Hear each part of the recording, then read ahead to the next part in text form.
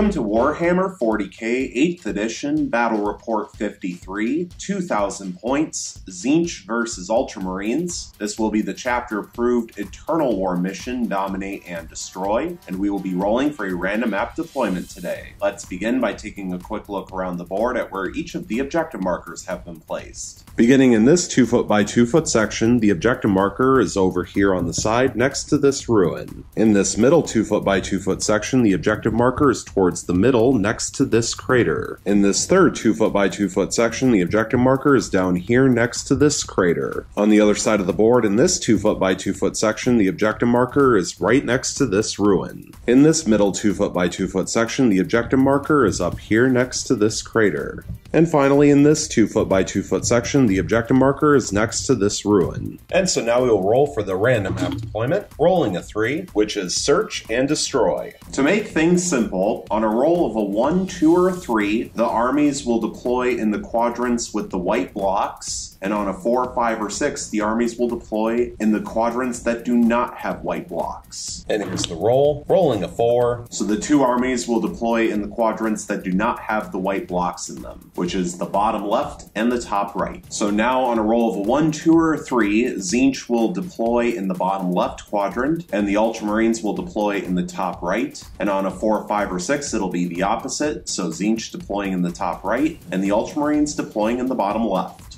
And so here's the roll, rolling a 2. Tzeentch will deploy in the bottom left quadrant, and the Ultramarines will deploy in the top right. And now on a roll of 1, 2, or 3, Tzeentch will begin to deploy first, and on a 4, 5, or 6, the Ultramarines will deploy first. Rolling a 4, so the Ultramarines will begin to deploy first. We will be back after the deployment. The deployment is now finished. The Ultramarines began to deploy first, and they also finished deploying first, which means that they will get +1 for the roll-off to determine who goes first. Let's take a quick look around the board at where each army placed all of their units. Beginning with the Ultramarines deployment, we have the first squad of 5 tactical marines sitting on this objective marker, the second squad of 5 tactical marines sitting next to the deployment zone edge, the first Land Raider with a squad of Centurions and a chaplain embarked inside, the Warlord Rabout Guilliman, the second Land Raider with a squad of Centurions and a chaplain embarked inside, and finally the third squad of Tactical Marines sitting on this objective marker. Moving over to the Tzeentch deployment, we have the first squad of 10 Pink Horrors sitting on this objective marker. Next to the edge of the deployment zone, we have the second squad of 10 Pink Horrors. This squad has the demonic icon and the Instrument of Chaos. Sitting on top of the ruin is the first Demon Prince of Tzeentch with wings, the Soul Grinder of Tzeentch, the third squad of 10 Pink Horrors sitting on this objective marker, the Warlord Kairos Fateweaver, the second Demon Prince of Tzeentch with wings, the third Demon Prince of Tzeentch with wings, the Lord of Change with Rod of Sorcery and the Impossible Robe, the Flux Master armed with the Staff of Change and the Everstav, and finally the squad of 6 Screamers. For this battle report, the Ultramarines will have access to 11 command points thanks to Rabout Guilliman being their Warlord, and Tzeentch will have access to 8 plus D3 thanks to Kairos Fateweaver being their Warlord. So now we will roll for the D3 extra command points. The symbol is the 6, and they will get +2 command points for a total of 10. For a full overview of both armies and all of the war gear that they are bringing, please check out the pregame show, which was released at the beginning of the group. The link for the pregame show will be in the description down below. And so now we will roll off to determine who will go first. The Ultramarines will be the gold and blue dice, and they will get +1 modifier to this roll. Tzeentch will be the white dice, and they will have no modifier. And here's the roll. And so the Ultramarines roll a 2, which becomes a 3, and Tzeentch rolls a 1. So the Ultramarines will go first. But Tzeentch will attempt to seize the initiative on a 6, and they fail by rolling a 1. So let's go into Ultramarines, turn 1.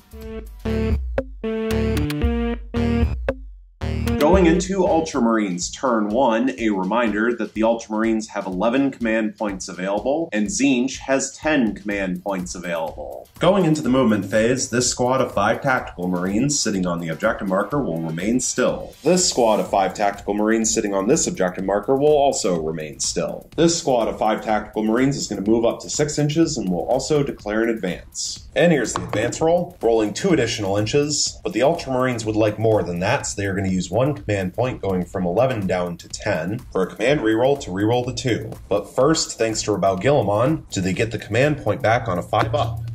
and they will. So the Ultramarines will go back up from 10 command points to 11. And now here's the reroll on the advance roll, which will get them just 1, of course. So this squad of 5 tactical Marines will move up to 7 inches.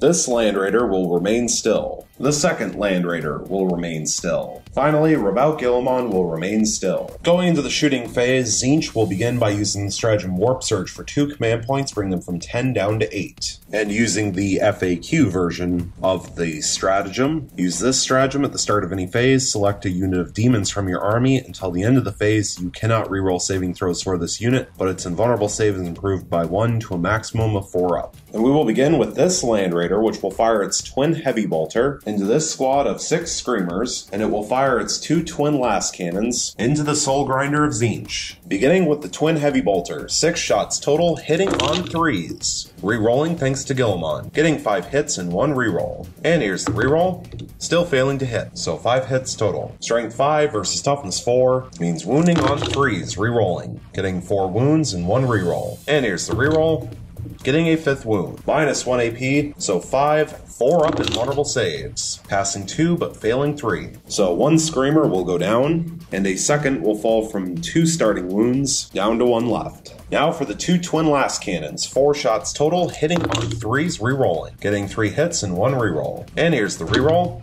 getting a 4th hit. Strength 9 versus toughness 7 means wounding on 3s, rerolling. And here's the reroll, getting a 4th wound. Minus 3 AP, so 4 up in vulnerable saves. Passing 1 and failing 3. So Tzeentch will use 1 command point going from 8 down to 7 for a command reroll to reroll one of the 2s. And here's the reroll, and they will pass 1 more invulnerable save, so only failing 2. But they are D6 damage apiece, and that is 11 damage. So this Soul Grinder of Tzeentch will fall from 14 starting wounds down to 3 left. Now the other Land Raider will do the exact same thing. It will fire its twin heavy bolter into this squad of 5 screamers, and it will fire its 2 twin last cannons into the wounded Soul Grinder of Tzeentch. Beginning with the twin heavy bolter, 6 shots total, hitting on 3s, and rerolling thanks to Guilliman, getting 3 hits, 2 rerolls, and 1 cocked dice. And here's the cocked dice, getting a 4th hit. And now for the 2 rerolls, getting 2 additional hits for 6 hits total. Strength 5 versus toughness 4 means wounding on 3s, rerolling, getting 2 wounds and 4 rerolls. And here's the rerolls, getting 2 additional wounds for 4 wounds total. Minus 1 AP, so 4 up in vulnerable saves. Passing 1, but failing 3. So the wounded screamer will lose its last wound and be killed off, and 1 more fully healthy screamer will also be killed off, leaving 3 left alive in the squad. Now for the 2 twin last cannons, 4 shots total, hitting on 3s, rerolling, getting 3 hits and 1 reroll. And here's the reroll, still failing to hit, so 3 hits total. Strength 9 versus toughness 7 means wounding on 3s, rerolling, rolling triple 1s, so all rerolls. And here's the rerolls, getting 2 wounds. Minus 3 AP, so 2 4 up in vulnerable saves, passing 1 and failing 1. And it will do D6 damage, and it will do 6 damage. So that, of course, will finish off the Soul Grinder. Does it explode on a 6? And it will not. So this Soul Grinder of Tzeentch will lose its last 3 wounds and be killed off. And that is First Blood.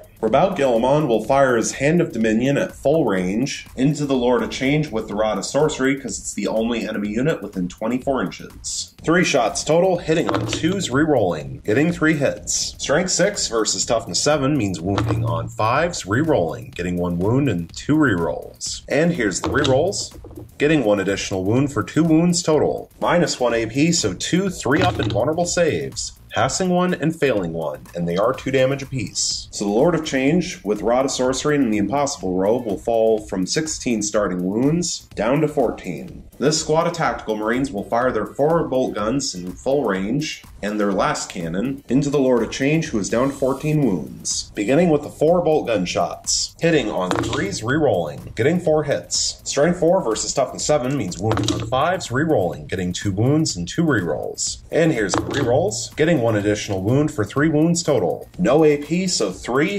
up invulnerable saves, passing all 3. Now for the one last cannon shot, hitting on a 3 rerolling, getting a hit. Strength 9 versus toughness 7 means wounding on a 3 rerolling, getting a wound. And minus 3 AP, so 1 3-up invulnerable save, which fails. And it will do D6 damage, and it will do 5 damage. So the Lord of Change with Rod of Sorcery will fall from 14 wounds down to 9. This squad of Tactical Marines advanced this turn, so they will be unable to shoot. Finally, this squad of 5 Tactical Marines will fire just the last cannon into the Lord of Change with Rod of Sorcery. And the Ultramarines will use the stratagem Scions of Guilliman for 1 command point, bringing them from 11 down to 10. Use this stratagem when an Ultramarines infantry or Ultramarines biker unit is selected to attack in a shooting or fight phase. You can reroll all hit rolls of 1 for that unit for the rest of the phase. If the unit is a tactical squad or intercessor squad, reroll all failed hit rolls instead. But first, do they get the command point back on a 5-up?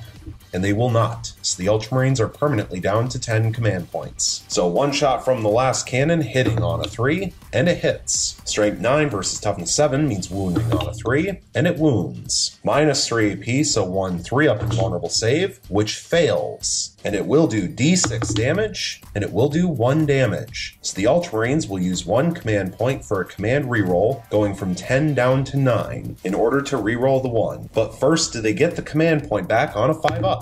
And they will. So the Ultramarines will go back up from 9 command points to 10, although that 6 would have been nice for the damage result. And so here's the reroll on the damage result. We'll still do just 1 damage. So the Lord of Change will fall from 9 wounds down to 8. Going into the assault phase, there are no charges to declare, which means going into the fight phase, there are no fights to resolve. And going into the morale phase, this squad of Screamers lost 3 models this turn. However, they are within 6 inches of a Lord of Change who is a greater demon, and therefore they can use his leadership of 10, which means it's impossible for them to fail. At the end of the player turn, the Ultramarines are currently controlling 2 objective markers, which means they will gain 2 victory points, and so at the end of Ultramarines turn 1, the score currently sits at 3 victory points for the Ultramarines thanks to First Blood, and 0 victory points for Tzeentch.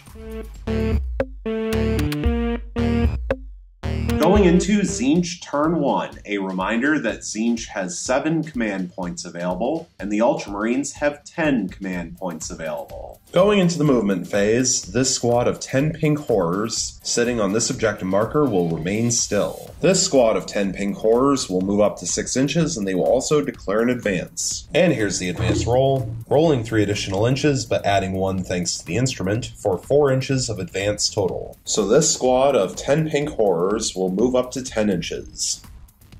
The Lord of Change, who is down to 8 wounds, will move up to 8 inches, and he will also declare an advance. And here's the advance roll, rolling 1 additional inch, so Tzeentch will use 1 command point going from 7 down to 6, for a command reroll to reroll the 1. And here's the reroll, still rolling a 1. So the Lord of Change will move up to 9 inches total. The Warlord Kairos Fateweaver will move up to 12 inches. This squad of 3 Screamers will move up to 16 inches, and they will also declare an advance. And here's the advance roll, rolling 2 additional inches. So the Screamers will move up to 18 inches total. The Demon Prince of Tzeentch with wings, sitting on top of the ruin, will move up to 12 inches and will also declare an advance. And here's the advance roll, rolling 4 additional inches. So the Demon Prince of Tzeentch with wings will move up to 16 inches total. Now this Demon Prince of Tzeentch with wings will move up to 12 inches and will also declare an advance. And here's the advance roll, rolling 5 additional inches. So this Demon Prince of Tzeentch with wings will move up to 17 inches total. Now this third Demon Prince of Tzeentch with wings will move up to 12 inches. The Flux Master will move up to 12 inches. Finally, this squad of 10 pink horrors will move up to 6 inches to reposition slightly. Going into the Psychic phase, Tzeentch will begin by using the stratagem Locus of Conjuration for 2 command points, bring them from 6 down to 4. Use this stratagem at the start of your Psychic phase, select a Tzeentch demon character from your army. Until the end of the phase, you can reroll any failed Psychic tests made for friendly Tzeentch demon units within 6 inches of this model. And this stratagem will be placed onto the Warlord Kairos Fateweaver, so it will affect himself, the Lord of Change, all 3 Demon Princes, and the Flux Master. And so we will begin with Kairos Fateweaver, first attempting to manifest Gaze of Fate, then he will attempt to manifest Infernal Gateway onto this squad of 5 Tactical Marines. And we will save his 3rd Psychic power for a little later. So beginning with Gaze of Fate, which has a warp charge value of 6, and it will pass with a 9. So Tzeentch will be able to re-roll a single dice later this turn. And the 9 that was rolled for Gaze of Fate was actually an 11 because he still has his +2 Psychic Test bonus. And so now for Infernal Gateway, which has a warp charge value of 8, and that will pass with a 12 thanks to the +2 from the Psychic Test bonus, which means that it will do D6 mortal wounds instead of D3. And so D6 mortal wounds, and it will do 5 mortal wounds. And so that will instantly wipe out this squad of 5 Tactical Marines. And that squad is wiped out. So now the Lord of Change, who is down to 8 wounds, will attempt to manifest both Smite and Bolt of Change onto Rabout Guilliman, because unfortunately for the Ultramarines, he is slightly closer to the Lord of Change than the Land Raider. And beginning with Smite, which has a warp charge value of 5, and it will pass with the 9 thanks to +1 from his Psychic Test bonus for being down to 8 wounds.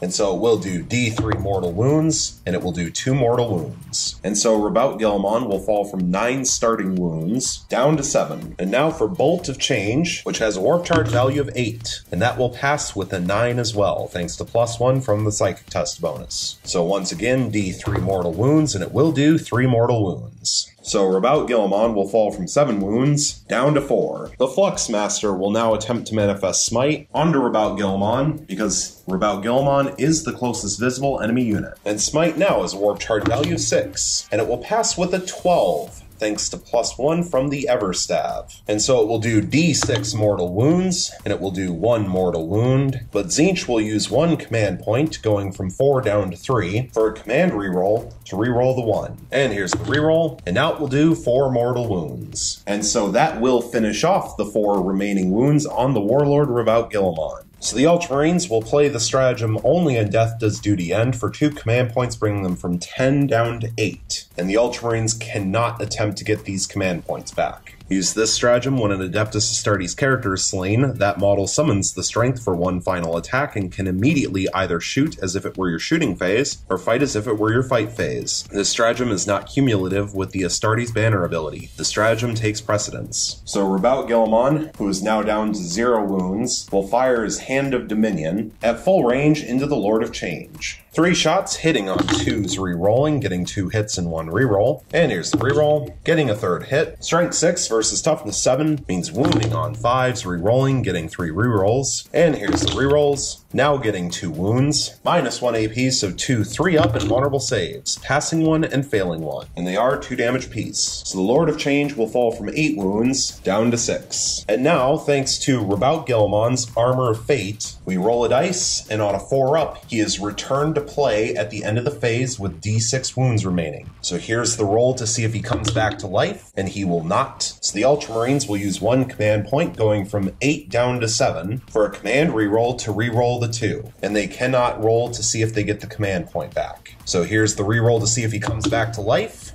and Guilliman will not. So Guilliman is permanently killed off. And that is Slay the Warlord. So now, Kairos Fateweaver will use his 3rd Psychic power for the turn, which will be Smite onto this Land Raider. And Smite now has a warp charge value of 7, and it goes off with the 10, thanks to +2 from the Psychic Test bonus. And it will do D3 mortal wounds, and it will do 2 mortal wounds. And the Ultramarines will use the stratagem Armor of Contempt for 1 command point, bring them from 7 down to 6. Use this stratagem when an Adeptus Astartes vehicle suffers a mortal wound. Roll a d6 for that mortal wound and each other mortal wound inflicted on this model for the rest of the phase. On a 5-up, that mortal wound is ignored and has no effect. So rolling 2 5-ups, and they will pass 1. So this Land Raider will fall from 16 starting wounds down to 15. So now, this Demon Prince of Tzeentch with Wings will attempt to manifest Diabolic Strength onto this Demon Prince of Tzeentch with Wings, and then it will attempt to manifest Smite onto the Land Raider that is down to 15 wounds. Beginning with Diabolic Strength, which has a warp charge value of 6. and it will pass with the 9. And now for Smite,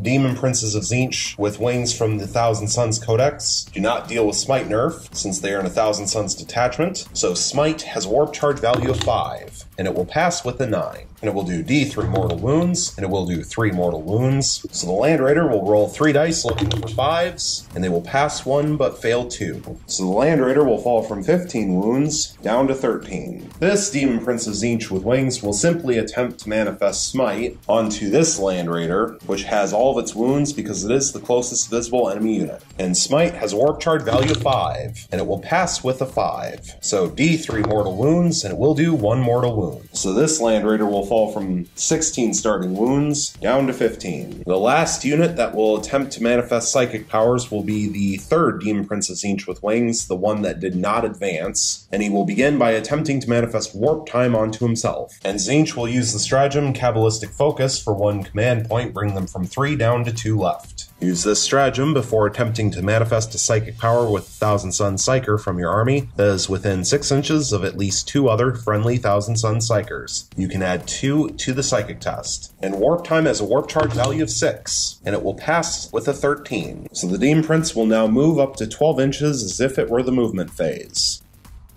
Finally, for his second psychic power, he will attempt to manifest Smite onto the Land Raider that is down to 13 wounds. And Smite has a warp charge value of 5, and it passes with a 10. So it will do D3 mortal wounds, and it will do 3 mortal wounds. Rolling 3 dice, looking for 5 ups, failing all 3. So this Land Raider will fall from 13 wounds down to 10. And now Tzeentch will use the stratagem Magical Boon for 1 command point, bring them from 2 down to 1 left. Use this stratagem at the end of your psychic phase. Select a Tzeentch Demon Psyker from your army. It can immediately attempt to manifest 1 additional psychic power this turn. And the Warlord, Kairos Fateweaver, will attempt to manifest Boon of Change onto the Demon Prince of Tzeentch with wings that has Diabolic Strength on it. And Boon of Change has a warp charge value of 7, and it will pass with an 8. Thanks to +2 from the psychic test bonus. And so rolling a D3 on the table, rolling a 2, which is Mystic Strength +1 Strength. Going into the shooting phase, there are no units from the Tzeentch army that will fire this turn. So going into the assault phase, there's 1 charge to declare from this Demon Prince of Tzeentch with wings onto the Land Raider that is down to 10 wounds. Beginning with Overwatch from the Land Raider with the Twin Heavy Bolter, 6 shots total, hitting on 6s, getting 1 hit. Strength 5 versus Toughness 6 means wounding on a 5,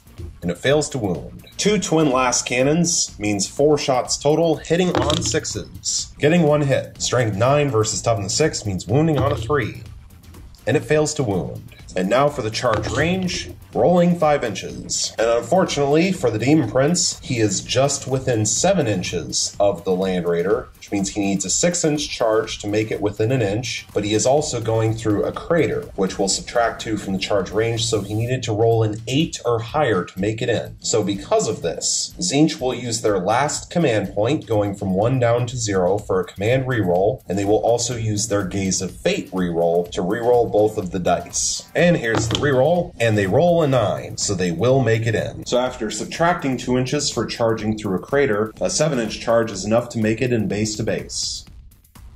Going into the fight phase, there are no Chaos Demon characters from the Chaos Demon Codex close enough to the fight to need to roll for Locus of Trickery, so we will go right into this Demon Prince of Tzeentch with wings, placing its attacks onto the Land Raider. 8 attacks base with the 2 sets of Malefic Talons and the extra attack thanks to Diabolic Strength. Hitting on 2s, rerolling 1, 6s generate additional attacks, getting 6 hits, including 2 additional attacks and 2 rerolls. And here's the 2 rerolls, getting 2 more hits for 8 hits total. But now for the 2 additional attacks thanks to the 6s. Hitting on 2s, rerolling, getting 2 more hits, so now we're at 10 hits total. Strength 10 thanks to Diabolic Strength and Boon of Change versus Toughness 8 means wounding on 3s.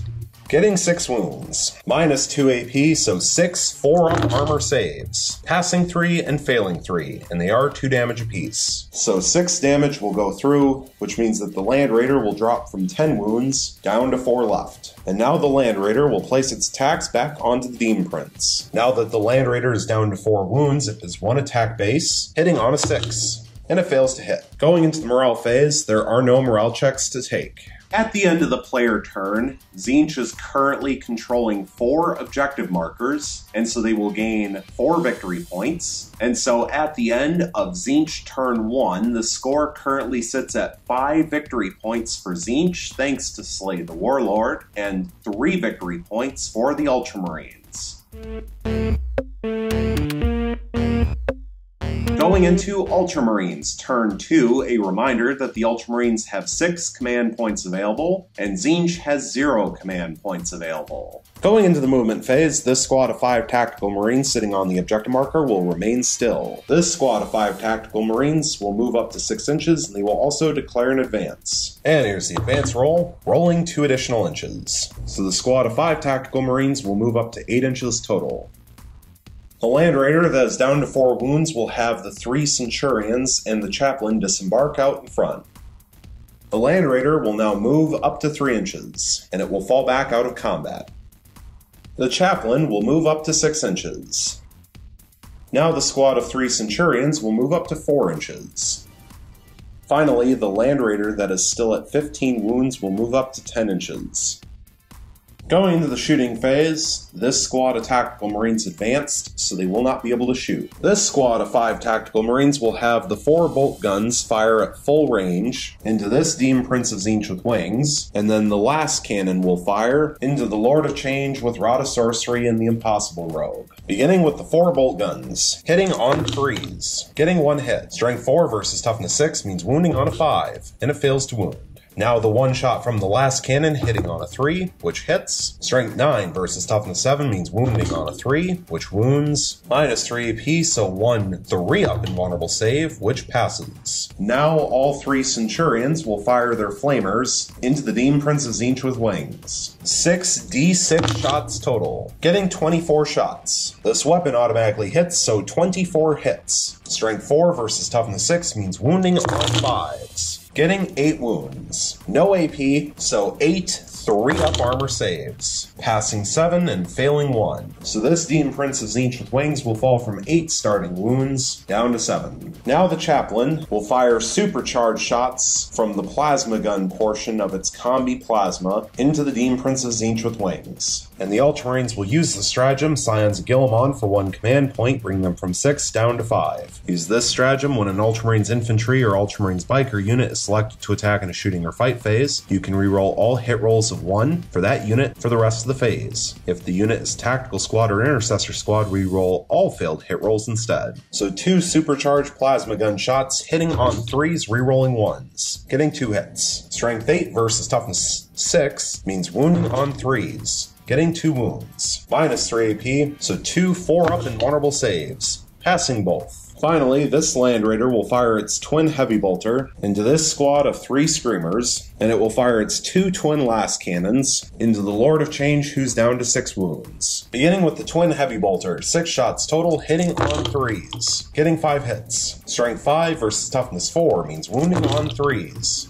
And that's terrible. Getting 1 wound. Minus 1 AP, so 1 4-up invulnerable save, which fails. So 1 Screamer will fall from 2 starting wounds down to 1. Now for the 2 twin last cannons, 4 shots total, hitting on 3s. And that is absolutely terrible. Getting 1 hit and 3 misses. So the Ultramarines are going to use 1 command point going from 5 down to 4 for a command reroll to reroll the 2. And here's the reroll. Still failing to hit. So just 1 hit total, strength 9 versus toughness 7 means wounding on a 3, and it wounds. Minus 3 AP, so 1 3-up invulnerable save, which passes. Going into the assault phase, there are 2 charges to declare. First is the squad of 3 Centurions into the Demon Prince, and the second charge will be the Chaplain into the Demon Prince. And we will begin with the Centurions. No Overwatch, so here's the charge range, getting 11 inches, which is way more than enough to make it in. And they've all made it into combat within an inch of the Demon Prince, which means all of their Centurion assault launchers activate. So rolling 3 dice, looking for 4-ups, and they will get 1. So 1 mortal wound will go through. So the Demon Prince of Tzeentch with wings will fall from 7 wounds down to 6. And now the Chaplain will charge in, getting 8 inches, which will be more than enough.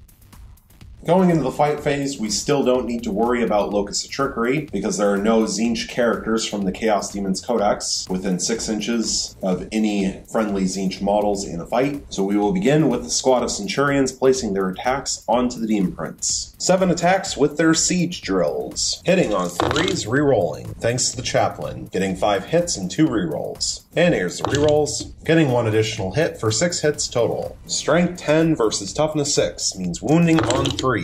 Wow, that's bad. Getting 1 wound and 5 fails. So the Ultramarines will use 1 command point going from 4 down to 3 for a command re-roll to re-roll the 2. And here's the re-roll, getting a second wound. Minus 4 AP, so 2 4-up invulnerable saves, passing 1 and failing 1. And they are 3 damage apiece. So the Demon Prince will fall from 6 wounds down to 3 left. And Tzeentch has no command points, so they will not be able to use the stratagem counteroffensive, which means we will continue with the Chaplain. 3 attacks with the Crozius Arcanum, hitting on 2s, re-rolling, getting 3 hits. Strength 5 versus Toughness 6 means wounding on 5s, getting 1 wound. Minus 1 AP, so 1 4-up invulnerable save, which passes. So now the Demon Prince will get to fight, and he will place all of his attacks onto the squad of Centurions. 8 attacks base with the 2 sets of Malefic Talons and Diabolic Strength, hitting on 2s, re-rolling 1, 6s generate additional attacks, getting all 8 hits and 3 additional attacks. And here's the 3 additional attacks, hitting on 2s, re-rolling 1s, but no longer generating further attacks, getting 3 more hits for 11 hits total. Strength 10, thanks to Diabolic Strength and Boon of Change versus Toughness 5, means wounding on 2s, getting 10 wounds. Minus 2 AP, so 10 4-up armor saves, passing 7, failing 3, and they are 2 damage apiece, but the damage does not carry over from model to model. And that is important because the Centurions have 3 wounds apiece, which means that 1 regular Centurion will take 2 of the strikes, worth 4 damage, and be killed off, and then the second regular Centurion will simply take 1 strike worth 2 damage, and fall from 3 starting wounds down to 1 left.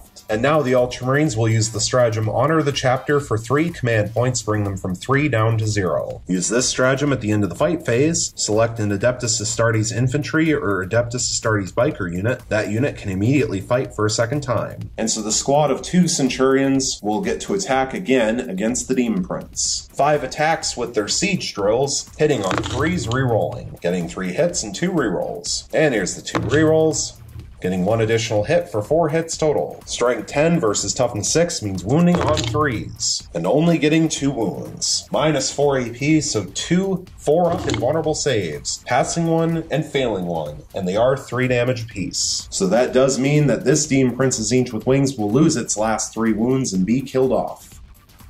Going into the morale phase, this squad of 2 Centurions lost 1 model this turn. However, they are within 6 inches of an Ultramarine Chaplain, so they can use his leadership of 10, which means it is impossible for them to fail. At the end of the player turn, the Ultramarines are currently controlling 3 objective markers, which means they will gain 3 victory points. And so at the end of Ultramarines turn 2, the score currently sits at 6 victory points for the Ultramarines and 5 victory points for Tzeentch. Going into Tzeentch turn 2, a reminder that Tzeentch has 0 command points available, and the Ultramarines also have 0 command points available. Going into the movement phase, this squad of 10 pink horrors will remain still. This squad of 10 pink horrors will also remain still. And this third squad of 10 pink horrors will also remain still. This squad of 3 screamers will move up to 16 inches. The Lord of Change, who is down to 6 wounds, will move up to 8 inches. The Warlord, Kairos Fateweaver, will move up to 12 inches. This Demon Prince of Tzeentch with Wings is going to move up to 12 inches. The Flux Master will move up to 12 inches. Finally, this Demon Prince of Tzeentch with Wings will move up to 12 inches. Going into the Psychic phase, we will begin with Kairos Fateweaver attempting to manifest Gaze of Fate for his first Psychic power, and we will pick his second and third Psychic powers later. And Gaze of Fate has a Warp Charge value of 6, and it will pass with a 14, thanks to the +2 from his Psychic Test bonus, but it will also perils. So thanks to Gaze of Fate being successfully manifested, Tzeentch will have 1 dice reroll later this turn. And thanks to Kairos Fateweaver's Warlord trait, Tyrant of the Warp, when he suffers Perils of the Warp, he rolls a dice, and on a 2-up, he ignores Perils of the Warp. And he will not. So Kairos Fateweaver will suffer D3 mortal wounds, and he will suffer 1 mortal wound. So Kairos Fateweaver will fall from 16 starting wounds down to 15. Now the Fluxmaster will attempt to manifest Smite onto the squad of Centurions, because they are the closest enemy unit, and also visible. And Smite has a warp charge value of 5, and it will go off with a 9, thanks to +1, thanks to the Everstav. And it will do D3 mortal wounds, and it will do 3 mortal wounds. So the lone regular Centurion will lose its last wound and be killed off, and then the Assault Centurion Sergeant will take 2 mortal wounds and fall from 3 starting wounds down to 1 left. The Lord of Change with Rod of Sorcery and the Impossible Robe will attempt to manifest Smite onto the Land Raider that is at 15 wounds, and then he will attempt to manifest Bolt of Change onto this squad of 5 Tactical Marines. Beginning with Smite, which now has a warp charge value of 6, and it will pass with an 11.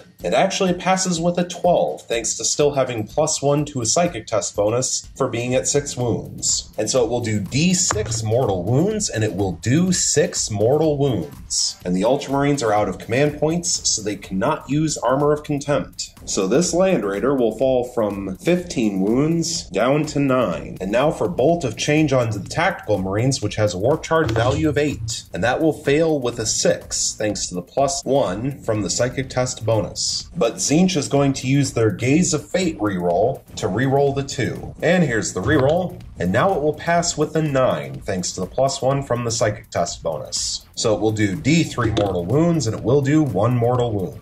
So 1 Tactical Marine will be killed off, leaving 4 left alive in the squad. The Warlord, Kairos Fateweaver, will now use his 2nd Psychic power in this Psychic phase, which will be Smite, and he will attempt to manifest it onto the Centurion Sergeant. And Smite now has a warp charge value of 7, and it will fail with a 5, thanks to the +2 from the Psychic Test bonus. So now this Demon Prince of Tzeentch with Wings will attempt to manifest Smite onto the Centurion Sergeant, who's down to 1 wound, and then he will attempt to manifest Diabolic Strength onto this Demon Prince of Tzeentch with Wings. Beginning with Smite, and he gets to ignore Smite nerf, so Smite has a warp charge value of 5. And that will fail with a 3. So now for Diabolic Strength, which has a warp charge value of 6. And that will pass with a 9. So now this Demon Prince of Tzeentch with Wings, which has Diabolic Strength on it, will attempt to manifest Smite onto the Assault Centurion Sergeant, who's down to 1 wound because it is the closest visible enemy unit. And then he will attempt to manifest Warp Time onto himself. Beginning with Smite, which has a warp charge value of 5. And that fails with a 3 again. Why is Tzeentch all of a sudden rolling 3s for Smite? That is very unhelpful. So Warp Time has a warp charge value of 6, and that will pass with a 7. So the Demon Prince of Tzeentch with Wings will now move as if it were the movement phase, up to 12 inches.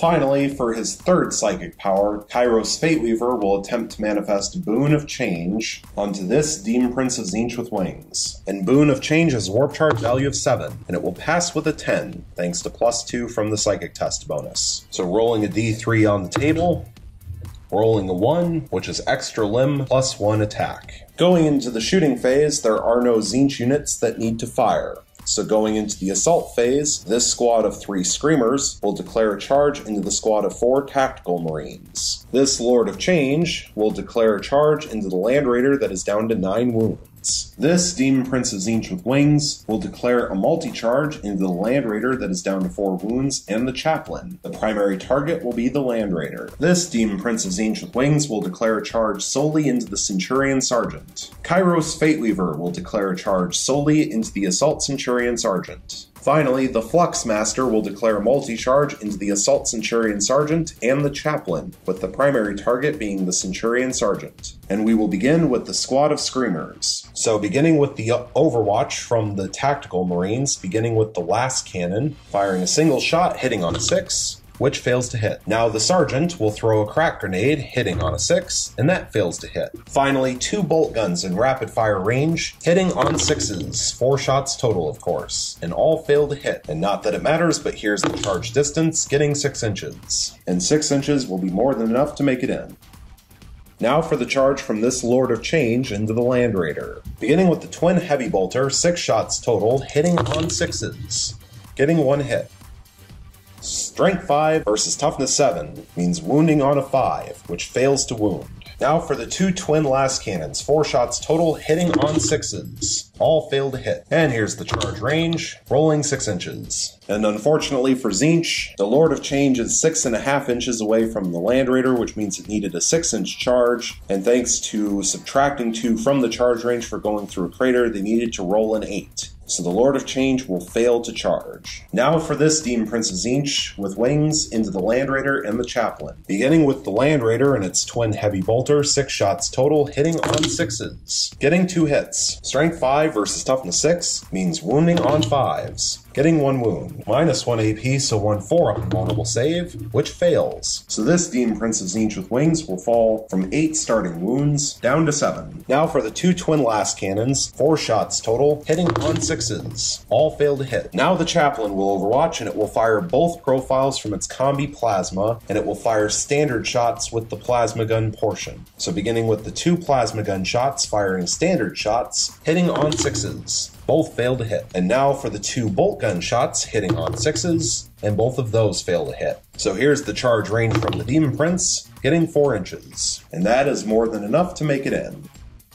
Now for this Demon Prince of Tzeentch with wings, charging into the Centurion Sergeant. The Centurion Sergeant will overwatch with its 2 flamers, so 2 D6 shots, getting 8 shots. This weapon automatically hits, so 8 hits. Strength 4 versus Toughness 6 means wounding on 5s. And that was a good wound roll, getting 5 wounds. No AP, so 5 3-up armor saves.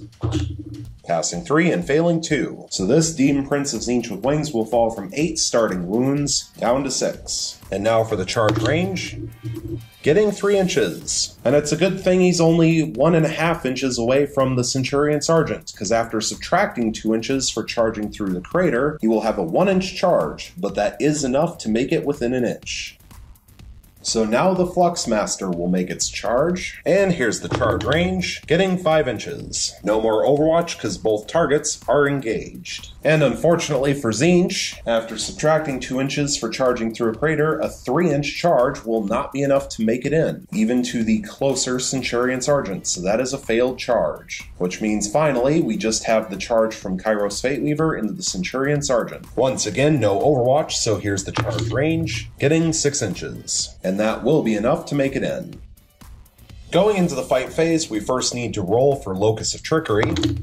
Roll 2 dice, take away the highest. Hit rolls of 2 will not count, which could actually affect the Chaplain. So Tzeentch will begin with this Demon Prince of Tzeentch with wings, which will place all of its attacks onto the Chaplain. 9 attacks base with the 2 sets of Malefic Talons, Diabolic Strength, and Boon of Change. Hitting on 2s, rerolling 1, 6s generate additional attacks. Getting 8 hits, 1 reroll, and 3 additional attacks so far. And here's the reroll, getting a 9th hit. And now for the 3 additional attacks, hitting on 2s, rerolling 1s, getting 3 more hits for 12 hits total. Strength 9 thanks to Diabolic Strength versus Toughness 4 means wounding on 2s, getting 10 wounds. Minus 2 AP, so 10 4-up invulnerable saves. Passing 8, but failing 2, and they are 2 damage apiece. And the Chaplain only has 4 starting wounds, so he will suffer 4 wounds exactly and be killed off. And the Chaplain is wiped out. So now Kairos Fateweaver will place his attacks onto the Assault Centurion Sergeant. Since Kairos Fateweaver is still at 15 wounds, he has 5 attacks base with the Staff of Tomorrow, hitting on 3s, rerolling 1s thanks to the Demon Prince. Getting 4 hits. Strength 9 thanks to being within 6 inches of the Fluxmaster versus Toughness 5 means wounding on 3s. And that's terrible. Getting 1 wound. However, it is minus 3 AP, so 1 5-up armor save, which fails. And not that it matters, but it does D6 damage, and it would have done 4 damage. So the Assault Centurion Sergeant will lose its last wound and be killed off. And that squad is wiped out. And now Kairos Fateweaver will consolidate up to 3 inches.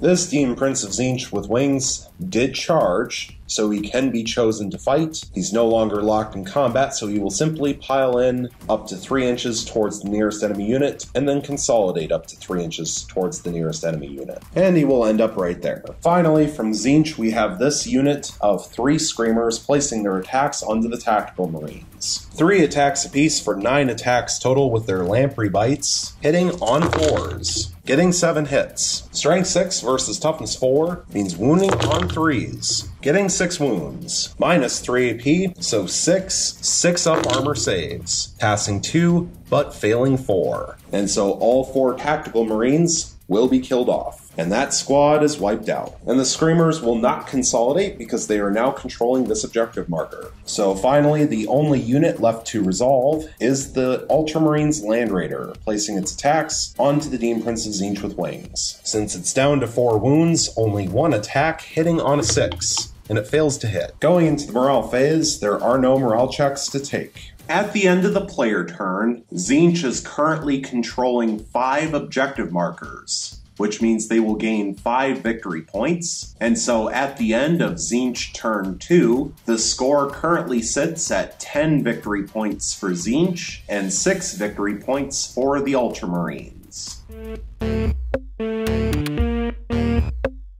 Going into Ultramarines turn 3, a reminder that the Ultramarines have 0 command points available, and Tzeentch also has 0 command points available. And at this point, I'm sorry to say the Ultramarines are going to concede the game. This will mean, of course, that Tzeentch will achieve Linebreaker, which will bring them up from 10 victory points to 11. And then because the game is over, we also need to add in kill points. And so the Ultramarines fully killed off 2 Tzeentch units, which means they will gain 2 victory points and go up from 6 to 8 total. However, Tzeentch fully killed off 5 Ultramarine units, so they will gain 5 victory points and they will go up from 11 to 16 total. So this will mean that we have a major victory for Tzeentch through concession at the beginning of Ultramarines turn 3, with a final score of 16 victory points for Tzeentch and 8 victory points for the Ultramarines.